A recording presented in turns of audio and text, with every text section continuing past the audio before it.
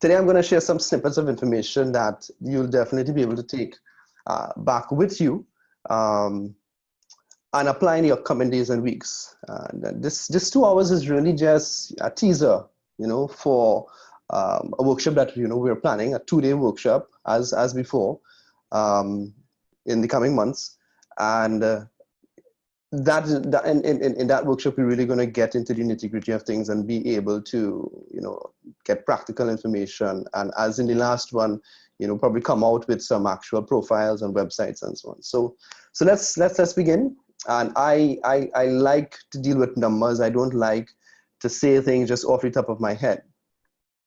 So in Trinidad and Tobago, as of January 2020, we had just over 1.08 million internet users, right? So that's people who have internet connectivity. And out of that, 860,000 social accounts.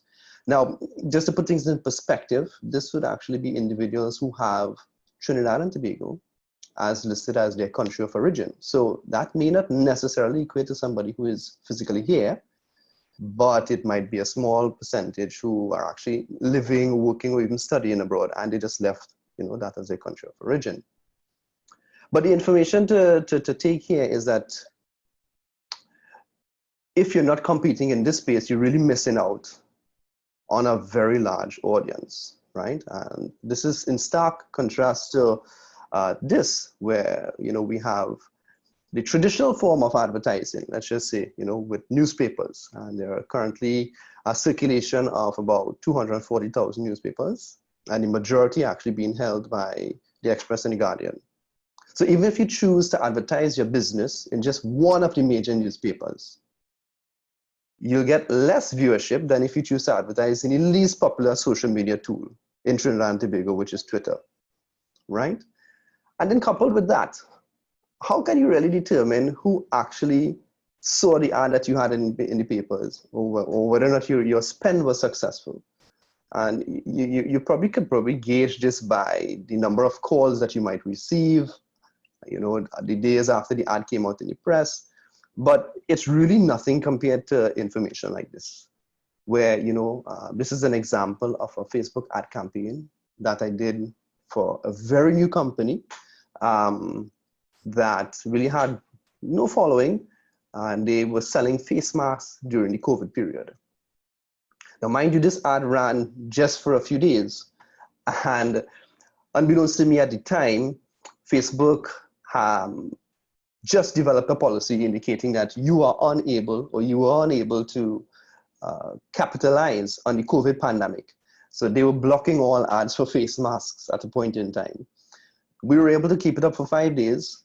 And during that time, the spend was $25 US, a far cry from what a print ad would actually be. And this was just for those 5 days. And we could have seen that 19,932 people actually saw the ad with a result rate of 1.22. That means, that's how Facebook calculates something called a click-through rate. And it actually said that 375 people clicked the ad. So there's no way we can get a type of statistic from a press, whether it is in newspaper or any other printed media. So in going forward, something just so the first point, I guess, for today is if you're doing any sort of paid for advertising, if you get a 2.5% to 5% click-through rate, then you're doing a pretty good job. And click-through rate or CTRs is something that you may see as you dive deeper into all of these things with respect to advertising online and Facebook ads and so on. And the calculation is pretty simple. It's the number of clicks, as in the number of times somebody actually clicks on your ad, over the number of impressions. And an impression is how many times an ad is shown to someone. So you probably have this experience where you would have seen an ad, never engaged, never clicked on it. That's an impression.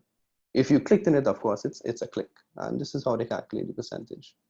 So most social media marketers state that a click-through rate between 2 and 5% equates to a successful campaign. That means that you would have gotten the base minimum or the break even for your spend. But that's just the beginning of the iceberg, the tip of the iceberg, because you can get information like this as well. Demographics, which I think is one of the key bits of information, especially in your field. You see, this tells you that for the ad, that was shown, it attracted mostly people in the 25 to 34 range, and it seemed to be more in favor with women. So how can you take this information going forward? If it is that this was your target audience, then you know, okay, you're on the right track. If it is that you wanted to target an older audience or younger audience or even more males, then you know you change your design. This is not something that you know you could actually do with a press ad. And the cool thing about this is, if I decided that I wanted to run a campaign for 10 days, and 5 days into it, I'm seeing the stats and I'm saying, hey, this is not the target that I want to reach, I can stop the ad and I could, you know, switch gears and either stop it completely, change the ad. You know, it's really flexible. So it's good. It's good to know that, you know, the tools that we want to use has all of this flexibility. So with all of that, I'm sure you're asking the question, where do I start? And it's not the simplest thing to do, because having an understanding of social media from a personal perspective, it's quite different than having an understanding of social media from a business perspective.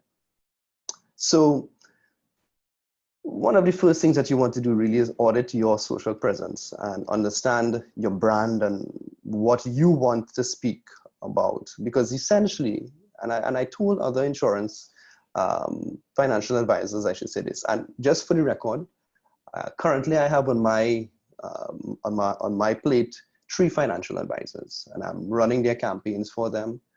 We are actually doing a lot of work, and it took a while. It took a pretty long while before we posted up anything, because we needed to understand what it is that we wanted to do in the first place. Of course, we kind of know the base information. We want to get more clients.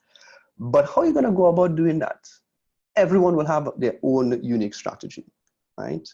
And I say, you know, just pretty much look at the strategy you do offline and see how best we can probably mimic that online. You know, what it is that sells you as an individual. Because yes, at the end of the day, people buy insurance from a company, a brand name, but I think, and I've seen that, you know, they tend to also buy it from a person or the personality. And that needs to present itself online. And that's not, you know, the easiest thing to do. And of course, you want to have a really good audience to be able to sell or market to. Yeah. So have you ever asked yourself this question? What is your social media capital? And do we understand what this is? You know, we are asking these questions, you know, what's your reach? What's your level of engagement? What's your influence? And I know some folks, probably you maybe not even be on the social media platforms, or you know, you're just there because you had to be there. But this is not really to deter you, right? Let's set that ground straight. It's not to deter you, but it's for you to manage your expectations as you begin. So it's not to say that as soon as you hit your first post, you're going to get all this engagements and somebody's going to buy a policy. It doesn't work that way. You need to build trust when you're brand online, because you're speaking to a different audience. Yes, immediately you might get 100 followers, but those might be people who you've already engaged with and you're already selling policies to, or investment tools. But you need to build that number, right? And as we're speaking about numbers, just because someone has a lot of friends or followers, that does not mean that they can encourage those followers to do anything, right? Fair enough, right?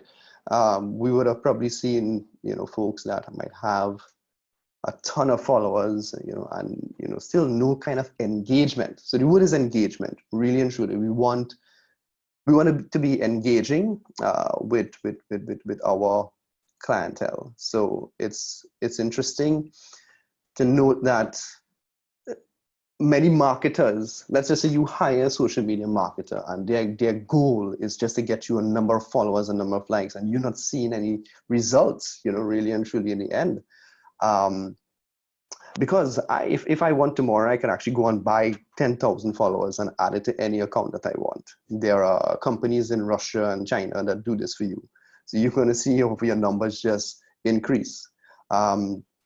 Case in point, so one of my clients, She happens to be friends with Dwayne Bravo, and she mentioned him in a post on the social feed. And that one post got something upwards of 30 something thousand likes. This is on Instagram. And you know, it's like, this is compared to 200 to 300 likes that we would get on a regular basis. 30 something thousand.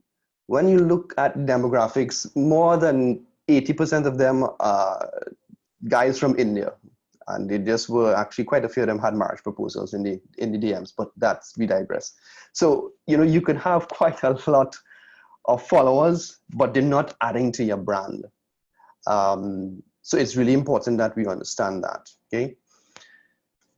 So again, where to begin? And you're gonna have to do a lot of introspection. Whether you like this or not, it's something that you're gonna have to sort of dig deep down inside and find that voice that you want people to know you by online, you know, understanding your brand and your marketing goals. And when you do this, you know, you will discover what will really make you stand out.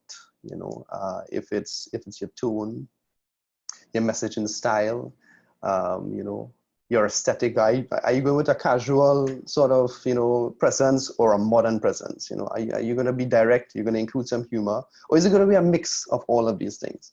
Yeah, I think that this takes a while. And so I said, you know, I have three folks that I currently doing work with, and it took a really long while before, you know, we got to this stage, because they needed to figure out, you know, what is that message that they want to send. And on top of that, you need to be consistent with that message. So if it is that you want to come across as humorous, you need to have jokes. You just need to be able to tell these jokes on a regular basis, right? And that's, you know, that might be an example that might not fit in this model, but you understand what I'm saying. You know, if you want to come across as an expert in the field, you need to have facts, you need to have data, you should have numbers, and you should have a content schedule that, and we'll speak about that in a bit, that could last, you know, the rest of the year. Because if it's one thing people want, and they want is content, you know. And yeah, it's difficult to do that introspection. And I actually found this particular activity, which is taking or doing a photo shoot or taking your profile photo. I found this activity to be an eye-opener. I think it's one that lights bulbs in people's minds. And you know, most of the times it does not happen during the photo shoot itself, but it actually happens after. When you're sitting down and you're looking at these pictures, you're like, wow, is that me? Okay, and I'm seeing what someone else will probably see when I post this picture up. And then, okay, yes, this is the message that I want to portray. So this slide here, we're going to just take a you know, a quick break here to ask some questions. But this slide here pretty much outlines some guidelines into taking the right profile picture. Okay, so the profile picture would be that picture that comes up in a bit of a circle in pretty much all of the social media tools.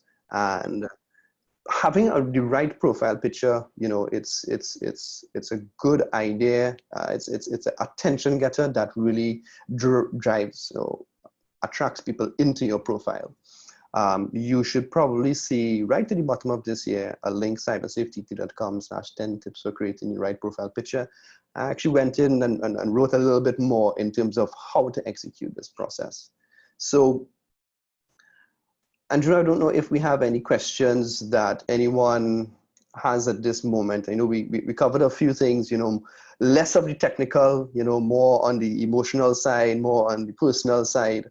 Or even if no one has asked anything, I just want to just kind of just leave the floor open now if anyone has anything to ask, or if we could, you know. No questions yet. No questions yet. Just greetings. All right, good stuff, good stuff. So everyone is still there, right? Yes, we here. All right, perfect.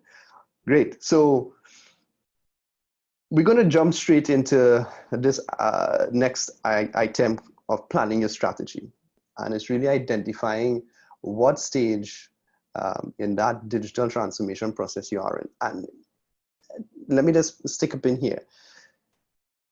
going on social media is not just creating an account, it's actually getting you into the digital transformation mindset, because now you need to connect with folks digitally more so than ever. Okay, so you're not just creating a social media presence, you're actually trying to build things in place to connect.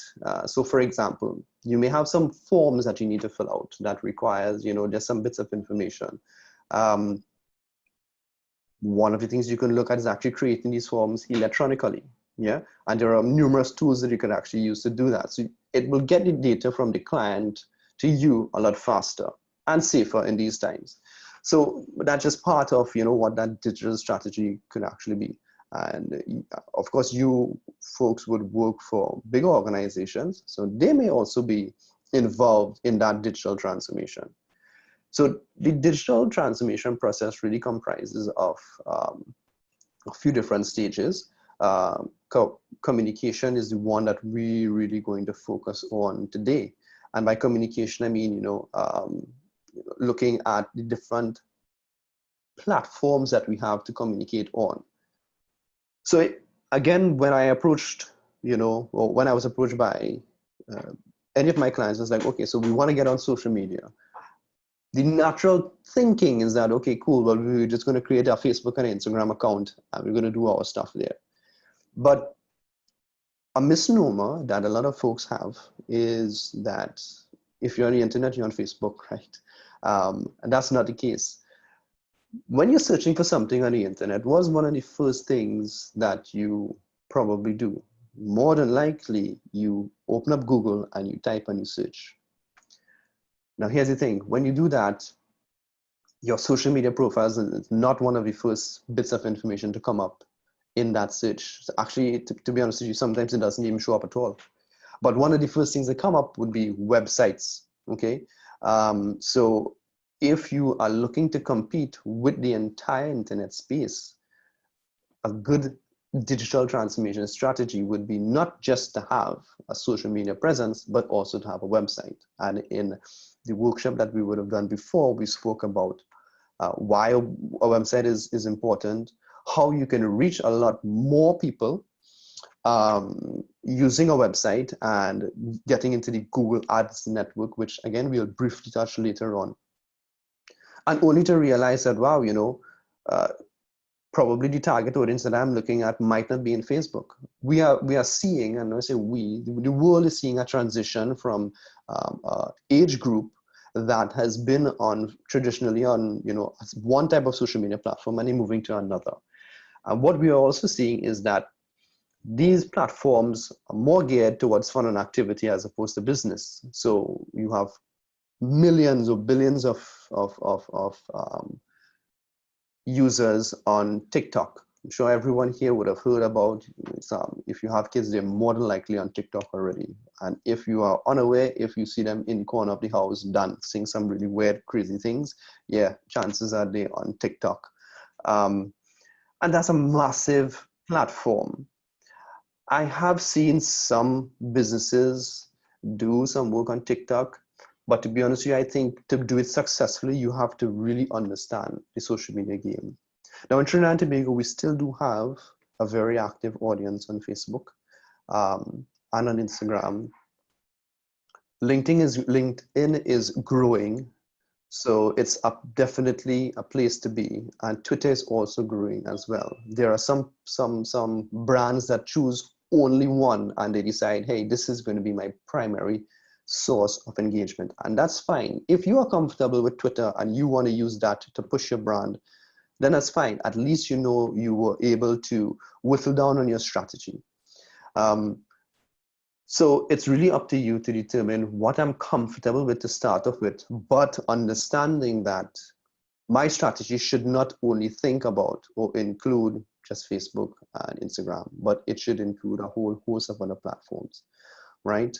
Even things like advertising on local websites, like Trinituno, for example, which is a website that I own as well. And you have a very vibrant community there and many businesses advertise there. Many of the users there, they're not even on Facebook and vice versa, right? So this slide really is to nail it down that when we speak about social media, it's not only Facebook and Instagram. I'm sure many of us during the COVID, when we actually had the quarantine period and we weren't able to leave, you would have noticed a lot of businesses just pop up and function right off WhatsApp. You send your order, you find some way to get the delivery, and you do a payment, whether it is via WePay or some other mechanism. And that's a form of social media that worked for the business during that particular time. And you know, we can't discount all of these other tools and opportunities. At the end of the day, whatever we choose, you need to ensure that you make it a part of your daily routine, because it's really easy for us to get back busy.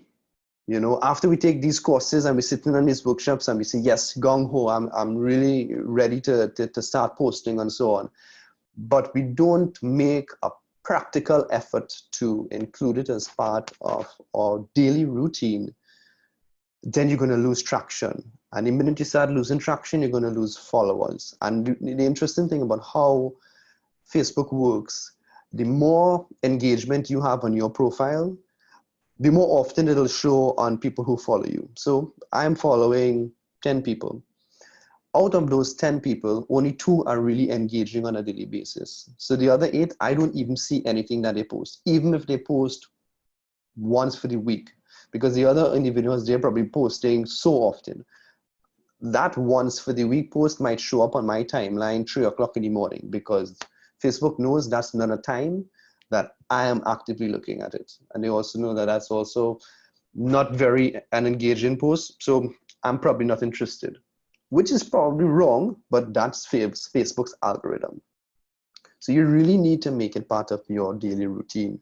And I will speak on how often it is recommended that you engage in these tools. And hopefully when I show you that slide, everyone does not just close off their browser and run away.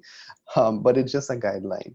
And I think this is where you realize where we draw the line between personal interaction with social media and business interaction with social media. Yeah. So again, we are focusing on the communication part of the digital transformation strategy. And today we're really going to look at, you know, just Facebook, Instagram, LinkedIn, and Google, and the Google network. And just really try and touch on it, because there's no way we could cover what we need to cover, you know, in 2 hours. We'd probably just take 2 hours just to start to get you into Facebook, you know. But I promise that when you leave here today, you will still be able to, you know, look at some of these screens and have a guide to follow, you know, and get yourself going, right? So given that we have this limited time, I was able to do a table, and hopefully you can see it. I know the text is a bit small, but it's really a comparison of the different social media platforms that you could look at getting into. And really and truly, it gives you the type of content that you need to post, 1, 2, the type of content that's more likely to go viral, that you know you're going to get a lot more shares and so on. And then each of these platforms, they have specific tools to take it to the next level, right? So let's just go through them quickly, right? So on Facebook, it's recommended, and again, these are all recommendations, that you post things like news, videos, blog posts. A blog post would be an article, for example, that might have been written on another website, Bloomberg or CNN, or even on your website, right? So you copy and paste the URL and you put it right into the Facebook comment area, and or quotes, right? So those are things that people engage in. What really shares and goes viral, and we probably all know this, would be videos, and live videos more so, especially within recent times. And with those set of content that we would have uploaded to Facebook, Facebook ads would be that tool that is provided by Facebook to take it to the next level, right? Facebook ads, of course, require you to have some sort of spend, yeah? So let's look at Twitter. Twitter, again, news GIFs, which is images, and blog posts. Viral content will be recent news. I actually get most of my news from Twitter, right? I don't buy papers. I really look at the news. I get all the news that I need to get from Trinidad and Tobago and the world right on Twitter. And it's consumed on my device. I can read it whenever I want. And tools to use is hashtags. Now, the interesting thing about that is, I know many of us might use hashtags, but do we really use hashtags? So you might actually write hashtags in your post, but have you ever searched for a hashtag? And that's the whole premise of it. So just to put that into context, the reason why we use hashtags is to index or to associate the content that we're writing about. In case someone wants to find all of the posts that were written about a particular topic, they just type a hashtag and they search for that hashtag. So again, simple example, if you are doing a post and you're speaking about critical illness insurance, you put that as your hashtag. And the nice thing about it is, when you're actually starting to type up your hashtag in these tools, particularly Twitter and Instagram, and now Facebook, I should actually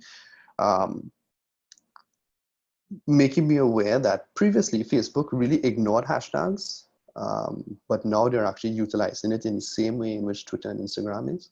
So I'm in Twitter and or Instagram, and I'm starting to type up my hashtag, and I'm starting to type up critical, and I'm seeing other hashtags that are showing up in the bottom in Twitter and Instagram, and it's telling me how many of those that someone actually used. So critical illness might actually have 500,000 posts for this period, whereas critical illness insurance might have had 100,000.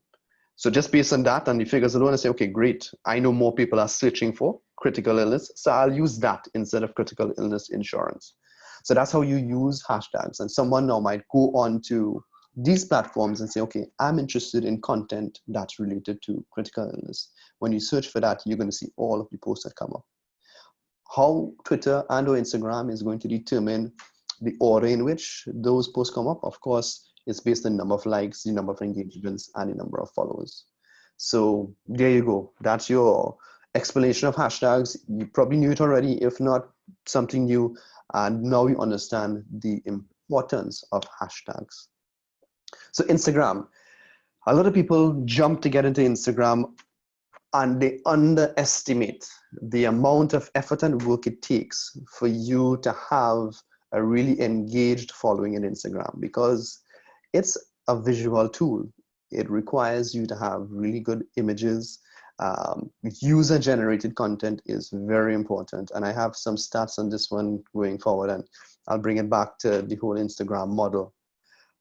So yes, it's a very easy and nice tool to use from a personal perspective. But when you start to use this from a business perspective and you have to get imagery to represent your business and the products that you offer, you're going to see that it's going to be a bit challenging.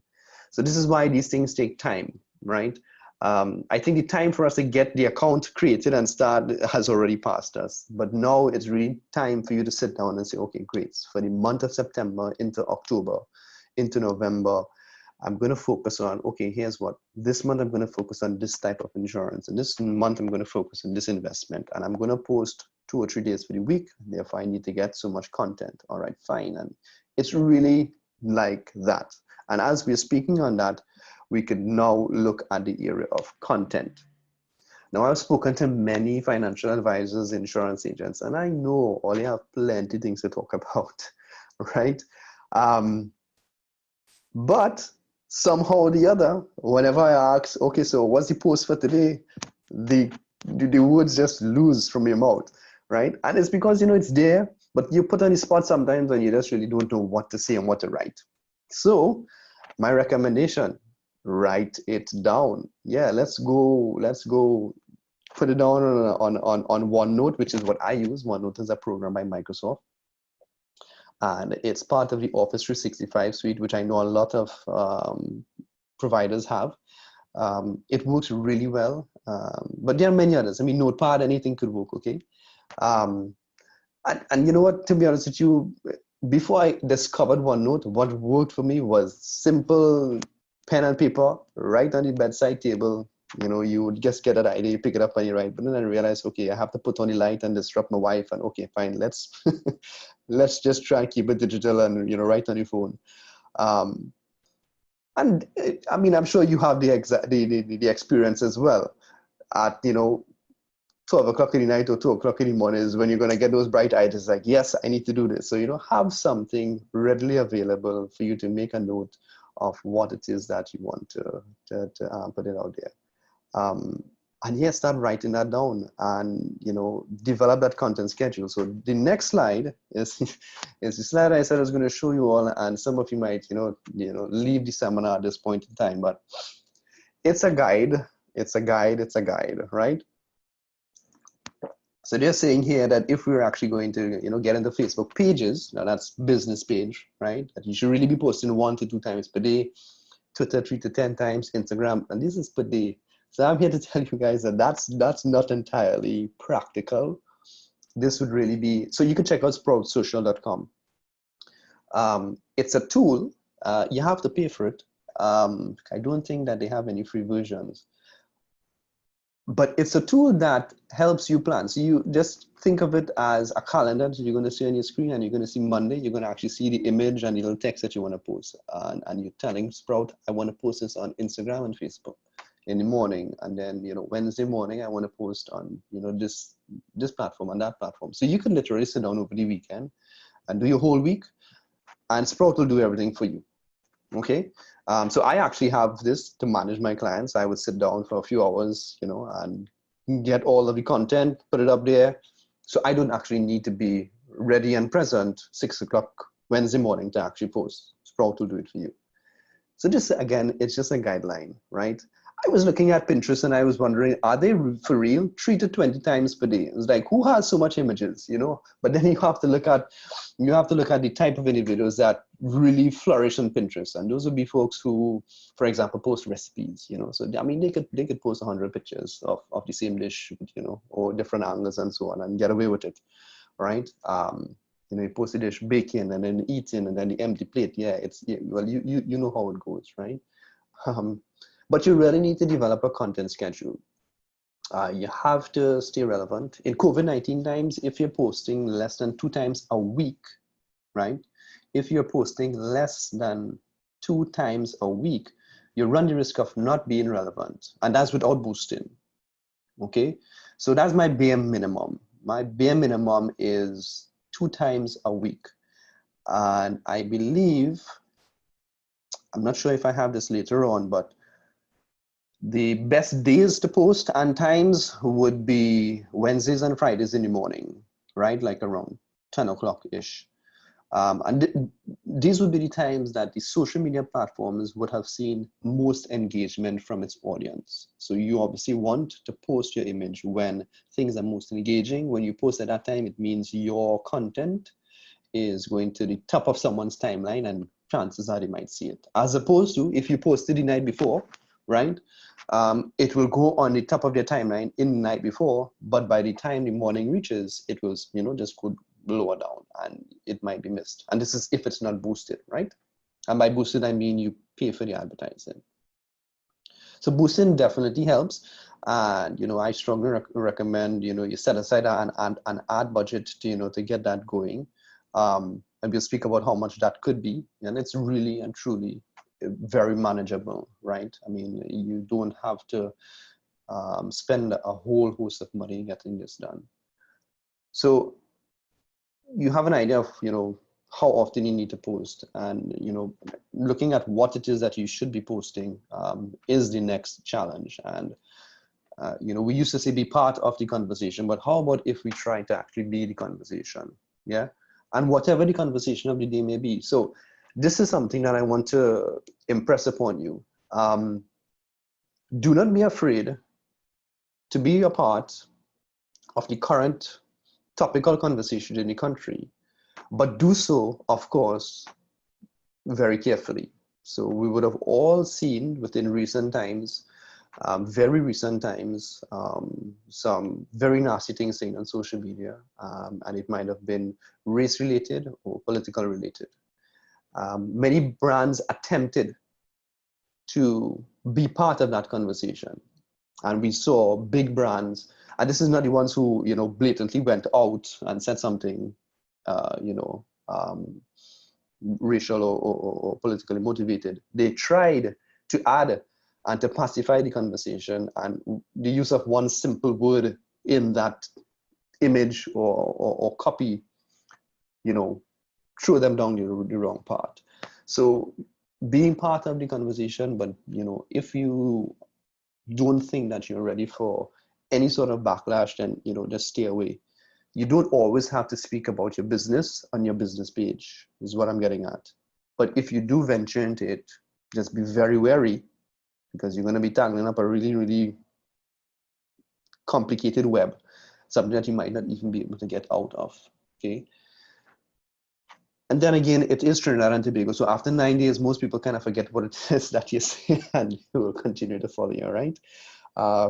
We have seen that in the social space. They always say there is no bad publicity. Maybe that is changing. Maybe that is changing. We would have seen that issue with Ramsarans. They would have clearly lost some income, you know, for a short period. I don't know if they're really back up and running, but no one is speaking about them anymore, to the extent that, you know, they're losing income, right? So that's something that we have to be aware of. And I'll just, you know, I really wasn't going to speak about this today, but every single one of you here, even though you know, you may have your own personal page, you should be aware that really and truly what you say is not only a reflection of yourself, but it can also be a reflection of the company that you work for. And that could have both positive and negative repercussions. So we would have seen many examples of this, where people express their personal views and opinions on their personal page, and that, you know, was reflected badly on the company. So, you know, it's something that you have to be very mindful of. So again, you know, don't really wait for that moment when you see the jump in on that conversation. You can be the master of the conversation, right? So if you see something going along a particular part, it's like, here's what I'm going to start a conversation in relation to that, but it's not really going to speak on those, you know, bad issues. You know, so you create the opportunity, you create the engagement, and that's what you want to do. At the end, you want to create that engagement, right? And as we said, the best time to actually get that engagement, right? So here it is, Wednesdays and Fridays, between 8 a.m. and 10 a.m. So this is what the platforms have brought to us to say, well, listen, these are the times in which you will get the best engagement, okay? And really and truly, it is about engagement, yeah? So what is it that, you know, we could really speak about?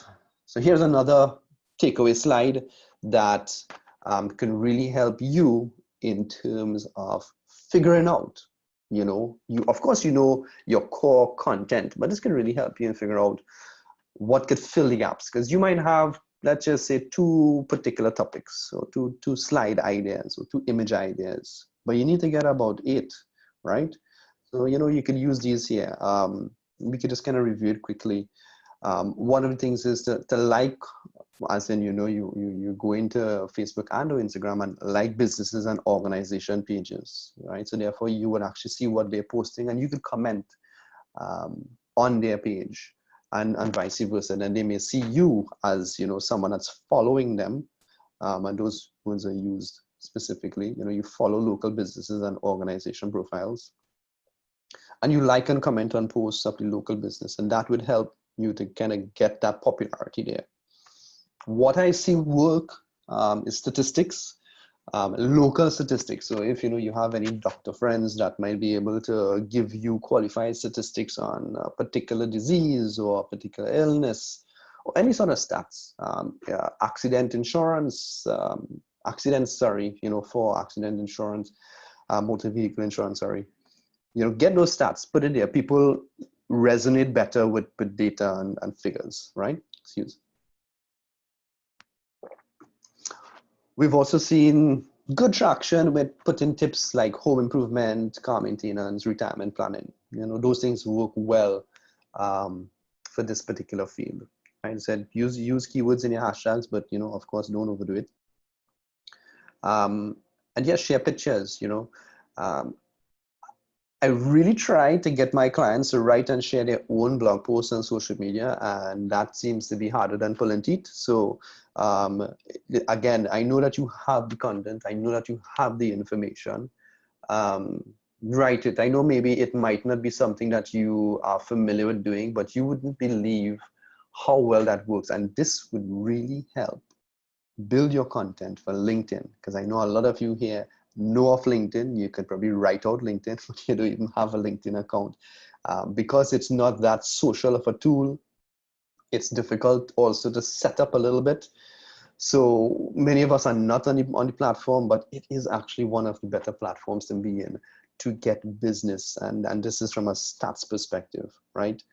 So yeah, so you know, you have your content, and now of course what we need to do is build that image. So you know, again, before we jump into that area, I want to just, you know, put another pause again, and you know, just make sure everyone is there and following, and that we are still okay. Andrew, everyone is still awake? You notice anybody nodding or sleeping away? I think I have it now, but I don't know if it would be okay to mention for the people who probably don't have a business page yet and might be using their personal profile, Facebook, Instagram, whatever. Your page needs to be public, because I was using a lot of hashtags and my page was private. And when I Right. clicked on the hashtag, it wasn't showing up on the content page for the hashtag. And I was like, but why my post not showing? And it's because my page was private. So should probably mention, if you're doing it from your personal page, your page needs to be public so that the public could have access to it. And that's another reason why you might probably want to create a business page, because you may not necessarily want to make your profile page public, right? So that's a fantastic point there. So essentially what was said there is that in all, well, most of the social media platforms, you have privacy settings. One of which would be to make your stuff private, so that, or your post private, so that only your friends and your followers see it.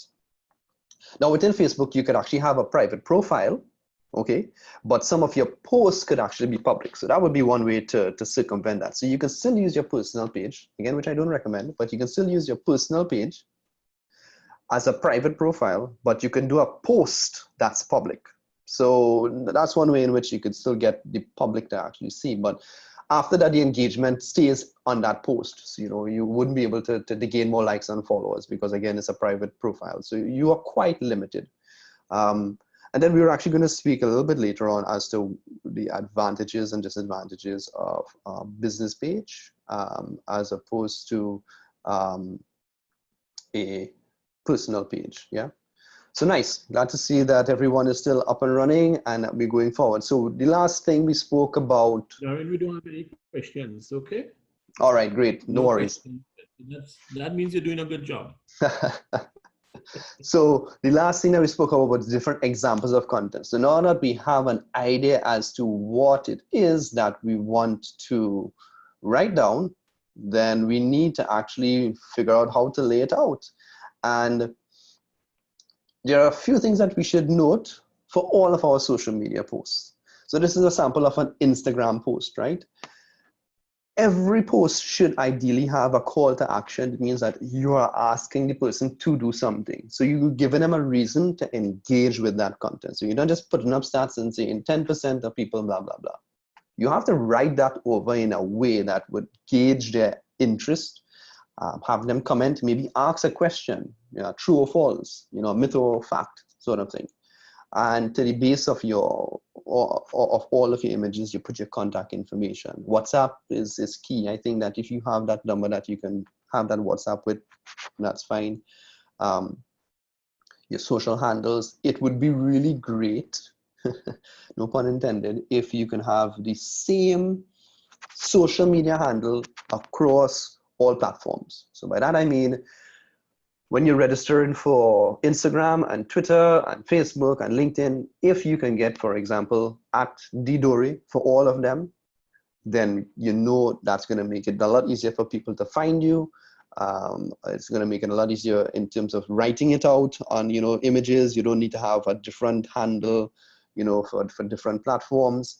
And there are tools. I don't have them, for our slide deck today. But there are tools that you can actually go online and find out what social media handles are available.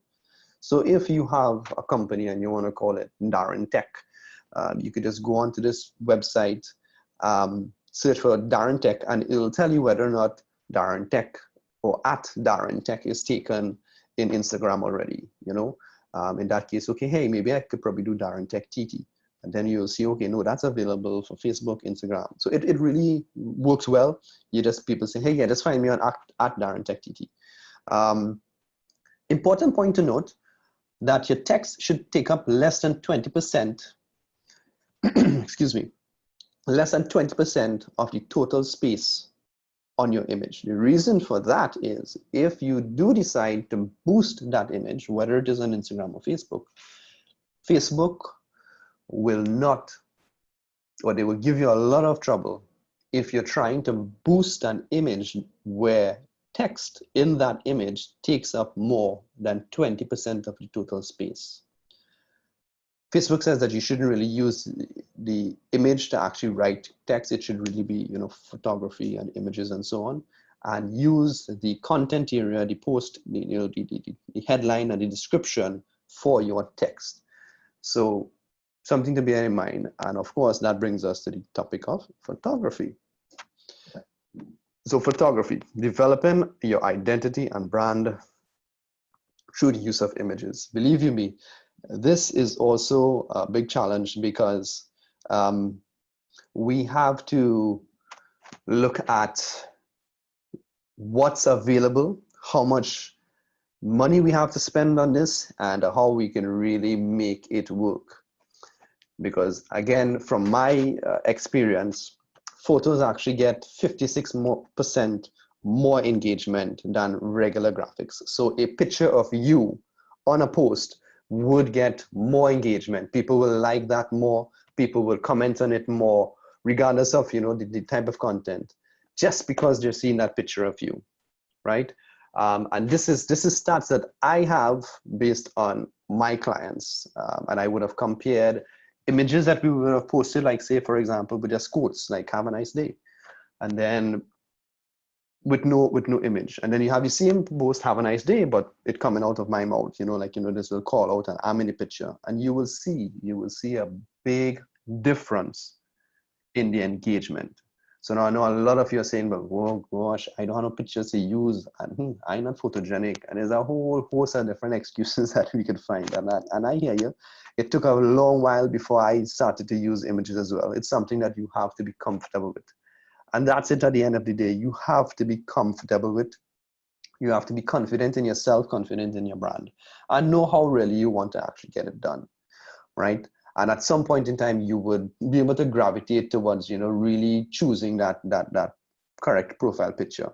And, to be honest with you, it does not necessarily require you to have a studio session, even though I strongly recommend that you do a studio session and you get not just a profile shot, but you get a full body shot, different poses and so on, because it's going to help you with your content going forward. That being said, I know that there's a cost that comes to that. One of the guys that I work with, he would charge $1,000 to actually get that done. But you will end up with more pictures than you would ever imagine. So you consider whether or not that's a good investment or not. And there are other folks who would charge far much more for the same thing. Yeah. So I'm going to show you a couple images here. And these were all taken, right, with my phone.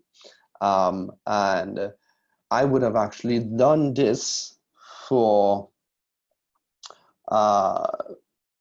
one of my one of your colleagues over at in the Southland here. This would be for the Maritime branch, and I was giving them some examples as to how we can easily do image-based social media posts, right? So I'm just going to show you what these are. So there it is. There is your model there standing up. Really simple stuff. You would notice that we do have the contact information here. We didn't really do a call to action, but it was just kind of to show you here. And this is shot on my iPhone and it was edited on Canva. Canva.com is your next best friend when it comes to getting things done on social. If you don't do anything after all of this conversation that we have there, the one thing that you should do is sign up for an account on Canva, right? It's free, and then there is a paid version. But yes, trust me, you would not regret it, right? Invest with confidence. Again, you know, these are just ideas that we could look at, right? We don't want to spend too long here looking at me, right? Let's connect at your convenience. Again, this is right, and you'll see something in a bit. So this was, you know, shot in iPhone. This one was a little bit more advanced because I had to do some editing in Photoshop, right? Which I think I could have really done in Canva as well. And I'm bringing you to this last image here. This is me. Again, a little Photoshop editing here, but you know, it kind of gives you an idea as to what, you know, you can do. And just to prove a point, I actually did this the night before I had my presentation, and I had help from my daughter who took all of these pictures for me. We were right in our back room, and that's it, right? I'm just letting you know that you do have options, right? Of course, if we had excellent lighting and we could have, you know, done better stuff, yes, you would see the difference in the production quality. But I think what we would have presented there is something that, you know, can actually work. So we have an idea of the content that we want to post. We have an idea of where we want to go with it. So now, yeah, now we actually go in and link our Facebook and Instagram pages, or create our Facebook and Instagram pages, right? You would notice at the bottom of some of these slides, there are a website address, and this is really to kind of help on the topic at hand, right? So I'm sure when you see the recording, you'll be able to go back and, you know, find these particular places. So the first thing that I recommend is that you link your Facebook and Instagram pages. And again, these are business pages, okay?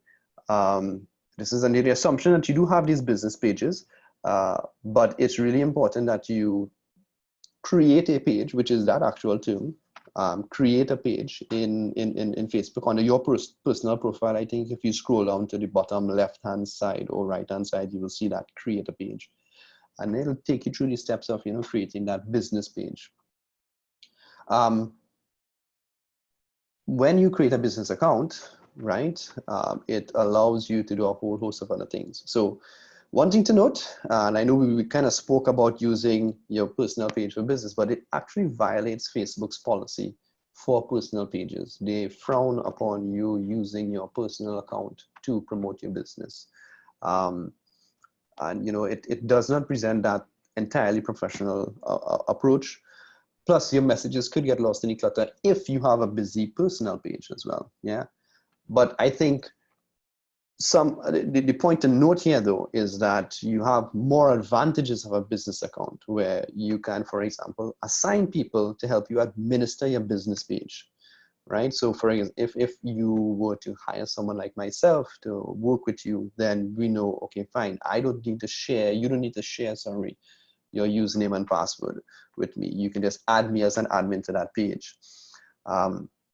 You can add me as a marketer on the page. I think that's the term, but that means I'm just going to come in and boost ads, you know, and not be able to do anything else, right? So it does have a lot more flexibility. And while we're on the topic of boosting ads, you can't do boosted ads on a personal page, right? It's only on a personal profile.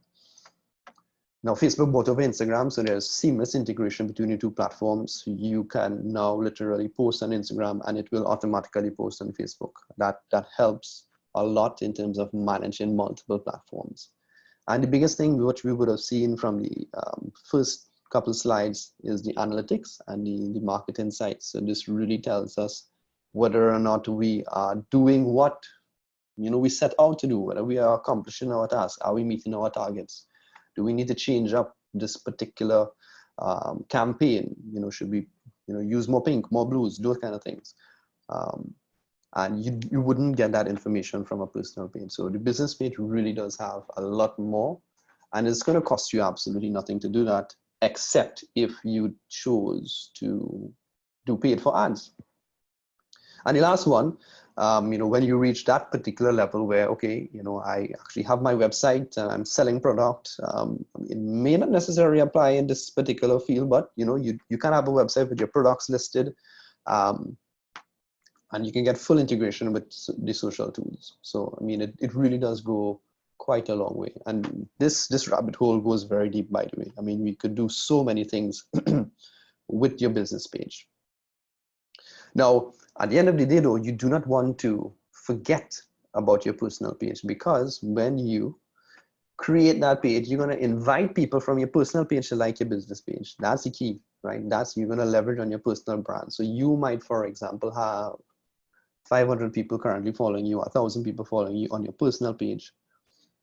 When you create that business page, you will have 0 people following you, of course.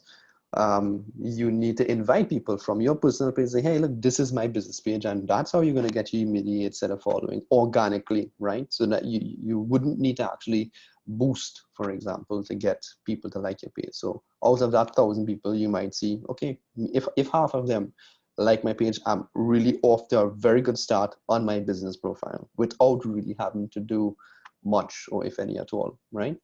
So that's the best way to organically grow. A second technique would really be to invite people to like your page via WhatsApp, put your link to your business page in your email signature.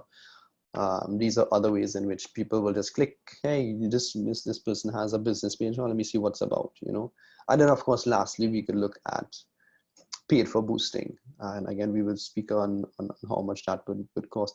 I'm not sure if we passed that already, but I recommend, so you have 2 recommended, well, let me just say the minimum that you could probably spend on Facebook, I think it's $1 a boost, if not mistaken.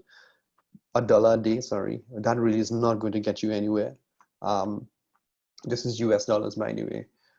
I would recommend minimum of $5 a day, and do not run your campaign for less than 5 days or 7 days. So budget for ideally 10 days, $10 a day. You're going to get a lot of impressions. And if your content and your image is good, you will get a lot of engagement as well. So that's 10 by 10. You don't have to do that. You don't have to do that every week. You can decide, okay, fine, I can budget this for once a month or twice a month, depending on what your goals are, and you will be able to, get that following from there. So that helps you build your following, and you, of course, want to build your followings. And when you're ready to promote the products that you have to sell, then you have a captive audience already. So let's look at LinkedIn, which I know we would generally spend a lot more time in the workshop in going through the LinkedIn profile, setting up your proper profile picture, and setting up the page itself. I actually have an article, because we really can't look at all of those things today. I have an article that pretty much outlines some tips on improving your LinkedIn profile. LinkedIn actually has a ranking, I think it's called a ranking, or a scale rating of your profile. So it tells you, hey, you're not doing a good job. But so yeah, you're kind of okay. And then it's like, yeah, fantastic job. So these tips will actually take you to that fantastic job level, right? And it's really about just taking, maybe an hour or so, or an hour or 2 hours, sitting behind it and following the steps. And LinkedIn sort of guides you through almost. But these tips would also help you build that, really good profile, which, again, to be honest with you, it's the network that you need to be in a little bit more, in my opinion, than Facebook and Instagram, because it is the network for professionals, right? It's ideal for promoting your services, looking for job opportunities, even advertising. Let's just say you have a team and you want to bring people in on it. LinkedIn is a good place to actually do that, advertise jobs, and also demonstrate, that you are an expertise in your particular area. So earlier on, we spoke about writing blog posts. You don't need to have a website. I think for a lot of purposes, LinkedIn can work as your website until you're ready to actually jump into that arena of building your own website and buying your own domain and so on, okay? Your website address. LinkedIn allows you to write articles, write blog posts, similar fashion to what you would really want to do on a website. And the nice thing about it is those articles are indexable by Google. So if someone searches for that content, a LinkedIn article will show up. So it works really well to help you stand out as someone who is an expert in this particular field. And that's one of the reasons why someone might buy from you, because they perceive you to be an expert in the field, yeah? Or because you are an expert in the field, yeah?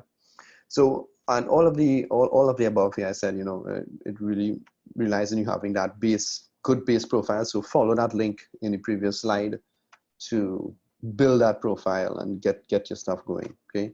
So we looked at the platforms, setting up the account, having an idea of what sort of content that we want to do. And the next area is, you know, to start to build your following, because you want people to start following you. And more so, remember, you want that level of engagement, right? And to be able to meet your targets, because if you're doing this for 3 months and you've seen like no sort of benefit to you, then you need to change up. You need to change up a few things. You need to change up your plan, your game plan. You probably need to change up your schedule. Maybe, just maybe, the audience that you're looking for is not on the platform that you're currently engaged in, and you might need to change platforms altogether, right? So other than posting up an image, writing content, writing blog posts, sorry, there are some other things that you can do in the different platforms to get that engagement. One of them would be to set up appointments. So appointments in Facebook pretty much says, hey, someone visits your profile and you can actually set up appointments with specific time slots that you could either put aside or, you know, you might be moderately available in. They will click on that book now button, choose the time slot, you will get a message, and you could jot it down in your calendar and say, okay, great, person X wants to meet with me. I'm going to meet with them. And generally you can meet with them via Facebook Messenger, or you choose WhatsApp, whatever voice, or I mean, outside COVID, it would be, you know, probably physically going and meeting them. But this allows you to actually set up that booking appointments system right where your customers are. So, you know, you don't need to send them to your an external website, for example, to book an appointment. You can actually do it right here. So this is definitely a feature I think that you should implement on your Facebook page. And this URL here actually tells you how to go about doing that. Now, another thing that you can do is hosting an event. So you can actually say, okay, right, so Friday evening at 2 o'clock, we're going to speak about investments. And, you know, just the same in which we're actually doing something here, you can have that video call, you share a slide, you speak about something, and you just have people chime in. And you know, this is you going live, of course. And you're speaking about a topic or an event, and, you know, hopefully your following would like that event and attend. This one, of course, could be intimidating because it means you have to now put yourself out there, right? More so than what you would have done before. And I mean, it could be a hit to the ego if, you know, only 3 people join the event. But to be honest with you, 3 is better than none. And you start and you build and you grow. So, you know, you have to actually, you know, start at some point.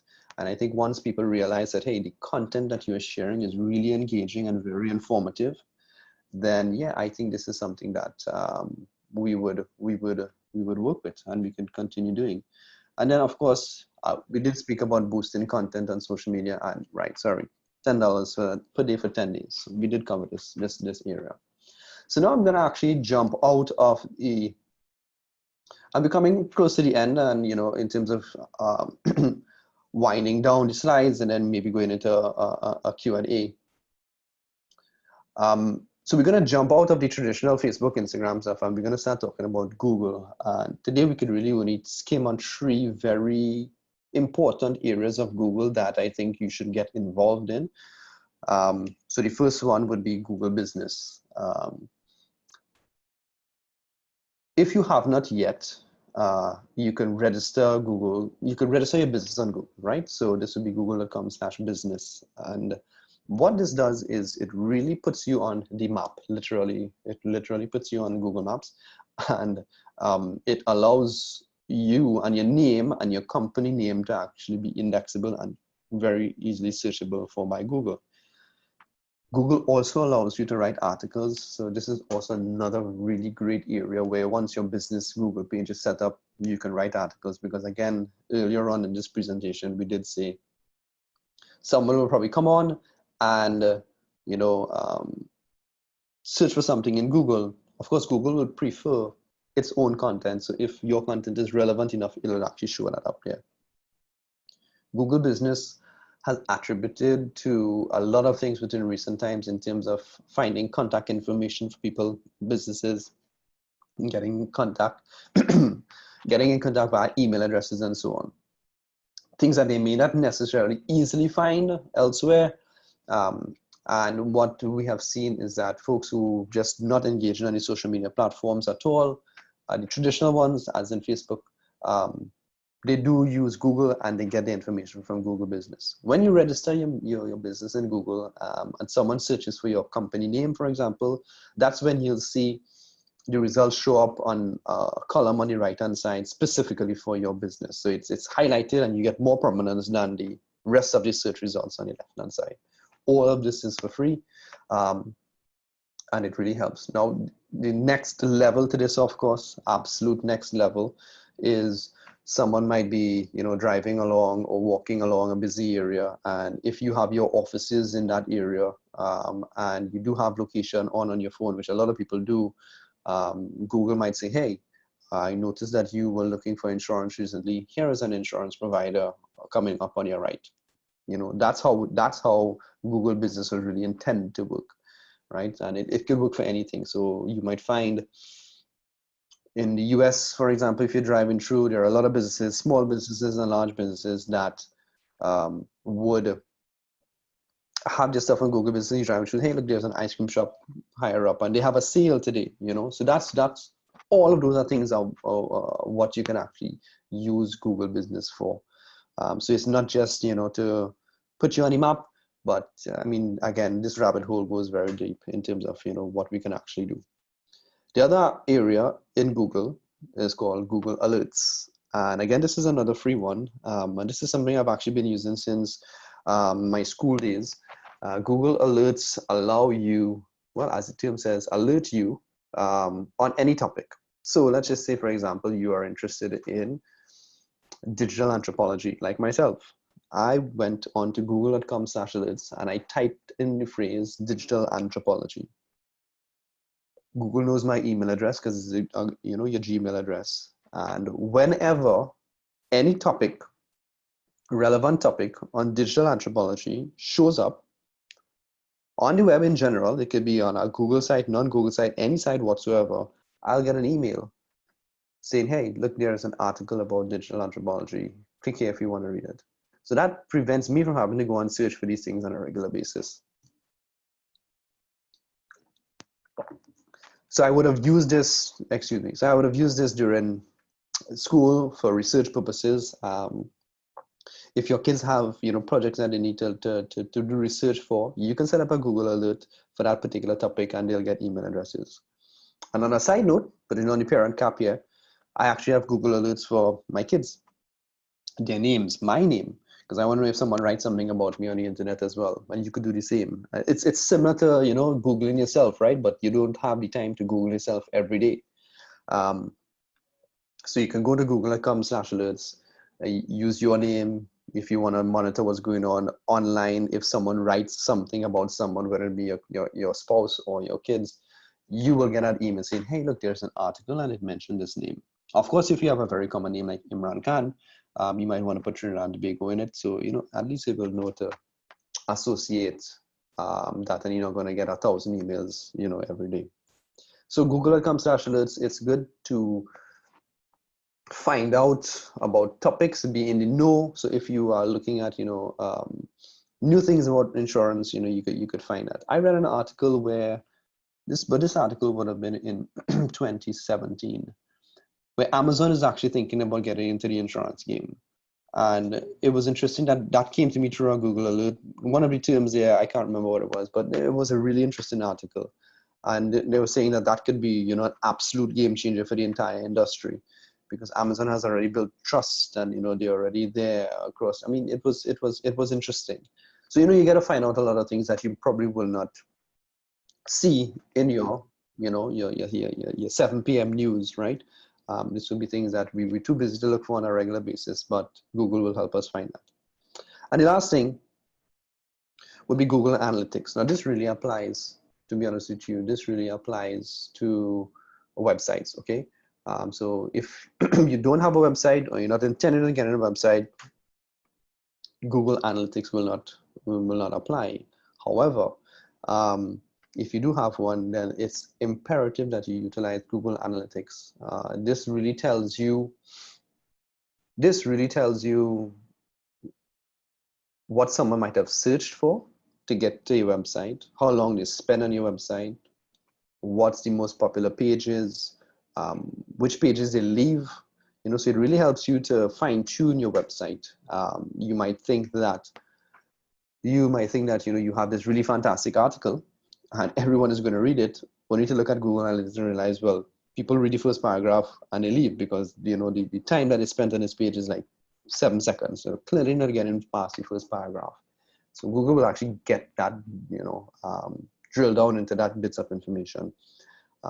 It will tell you how they got there. If they got there from a Facebook link that was posted, you know, social media or Twitter, or just an organic Google search. So all of these things can help you to determine whether or not, hey, people are actually clicking on the links that I put on Facebook to go to my website. So, okay, so that works, I'll continue doing it, you know. So yeah, those would be the 3 tools, sorry, that Google provides that I think we could all get involved in. Now we didn't get into Google Ads and ad network and so on. That's a whole day by itself, right? But just to kind of skim that surface there, when you are on any website, YouTube, CNN, Trinituna, any one of those websites, and you see these ads pop up, that's part of the Google Ad Network. And that means I can pay Google to show ads on any of the sites that employ the Google Ad Network. So Trinidad Guardian, Express, I think everyone we know, you know, that we would have seen those ads there. That's part of the Google Ad Network. It even shows up on mobile apps and in games as well. So depending on the audience that you select and so on and so forth, you can actually get your ad or your content displayed on any other website, not just Facebook and or Instagram or LinkedIn, right? We said that, you know, people, they may not necessarily be on the social media platforms, and if they are, they may not be there on a regular basis. So you don't want to miss out on that entire audience itself. So it's a lot of information we shared, and you know, even though we might want to, you know, don't rush, you know, develop that communication strategy, develop your content, build your following, and then work on the engagement. That's the procedure, right? And it takes some time, and it's an ongoing thing. It's not something that you can do once and say, okay, fine, I'm good. It's an ongoing thing. It generally requires a concerted effort, but once you make it part of your daily routine, it becomes normal. And I think at that point you realize, okay, fine, I could really, you know, just sort of hit the ground running with it from here. So some of the tools that I use on a regular basis would be Canva, of course, and I have some screenshots of Canva, which I'll share with you in a bit.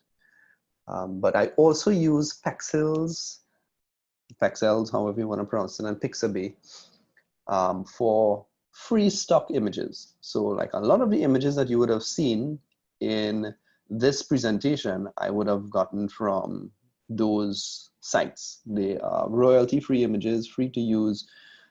You know, you do a quick search, and yes, you know, you can actually get all of these images and include them on your social media posts. Now, if we were looking at, for example, a website, then I would generally recommend Wix as the engagement tool. Wix is very easy to use. It allows you to have a website at no cost. Of course, the cost that you will have to pay would be the ads that you'll see on the page, right? So when you use the free version, Wix will show their own ads, and it's similar to the Google Ads network, and that's how they make money. It's not very intrusive, so I think it's something that you could work with to start off with if you want to build your own free website and you don't want to hire a web developer or a company to build a website for you. It's literally drag and drop. Wix.com. It does offer you the option to, at some point, have your own domain, so www.darrendore.com on my Wix website, and they make it very, very simple for you to do. And they also offer email. So if you want to have chat at darrendore.com, all those things are available, all at different costs of, but it's right there in that one single platform. And if you simply just have the time, you can get it done. It's really not a difficult tool to use. And Wix also has a lot of stock images as well. And I think once if you pay for one of their premium accounts, you will get a lot more images to choose from. Now, one of the tools that I use, of course, is Photoshop. That takes it to the next level. It requires some skill. It's not a tool for everyone. But that's just my disclaimer in terms of some of the images that I would have shown you. The sample images, I did use Photoshop for a couple of them. But to be honest with you, Canva is doing a lot of great things now. And for those of you who are not familiar with Canva, this is the interface that you will see when you log in.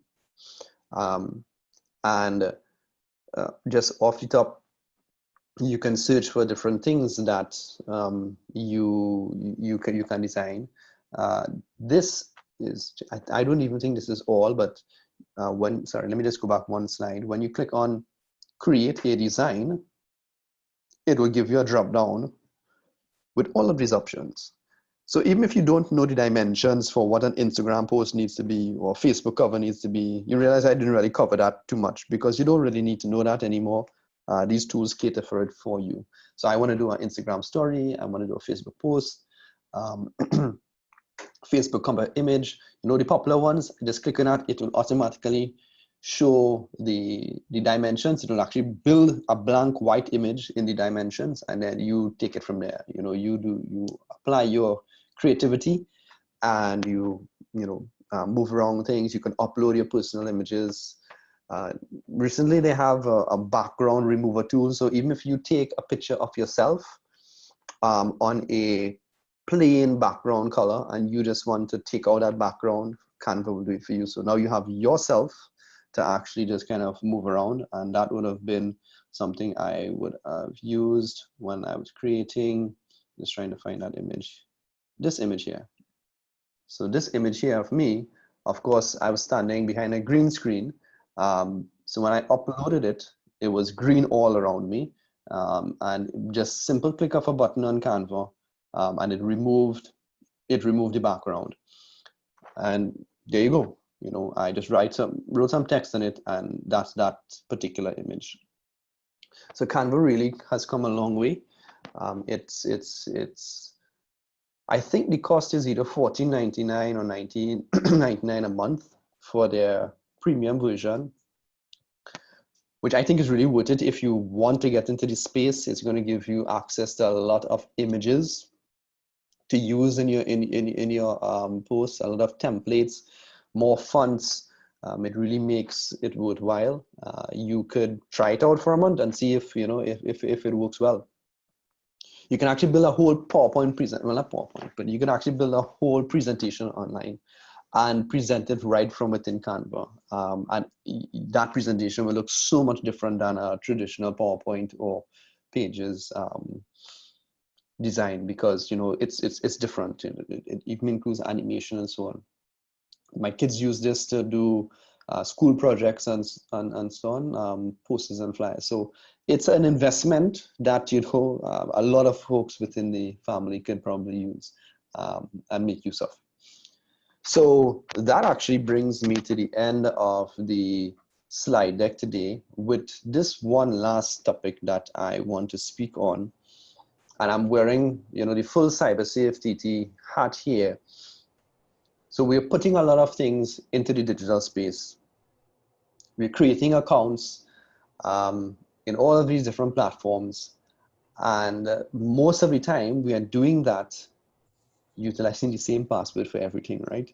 And not just utilizing the same password, but the same very weak password for everything. What that means is if one account gets compromised, then there is a high probability that everything else will get compromised as well. Actually, just last night at 3 o'clock in the morning, what should have been this morning, I got a prompt on my phone indicating that someone was trying to log in with my Apple ID in China.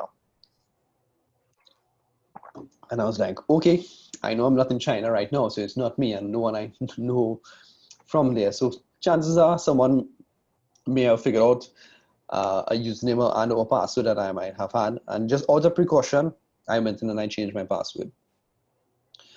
The problem with not acting on that, whether it's a real attack or not, if it is a real attack, remember in some of these accounts, for example, Amazon, and if you share the password there that you share on Facebook and so on, some of these platforms, you actually have your credit card information stored.